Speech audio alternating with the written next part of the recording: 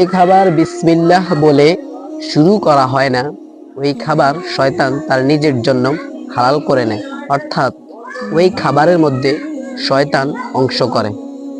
কোনো এক সময় রাসূলুল্লাহ সাল্লাল্লাহু আলাইহি ওয়াসাল্লামের সামনে এক ব্যক্তি বসা ছিল, সেই খাবার খাচ্ছিল।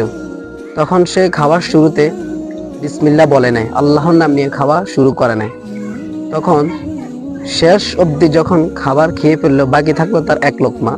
ওই এক লোকমা খাবার শুরুতে সে বিসমিল্লাহি আউয়ালাহু ওয়া আখিরু এই দোয়াটা যখন পাঠ করলো, তখন রাসূলুল্লাহ সাল্লাল্লাহু আলাইহি সাল্লাম মুচকি হেসে বললেন যে সে যখন খাবার খাচ্ছিল তখন শয়তান তার খাবারের মধ্যে অংশ নিয়েছিল, কিন্তু যখন সে এই দোয়াটা পাঠ করলো তখন শয়তান যে খাবারটা খেয়েছিল তা আবার বমি করে দিয়েছে। তাই আসুন আমরা খাবার শুরুতে বিসমিল্লাহ বলে খাবার গ্রহণ করি।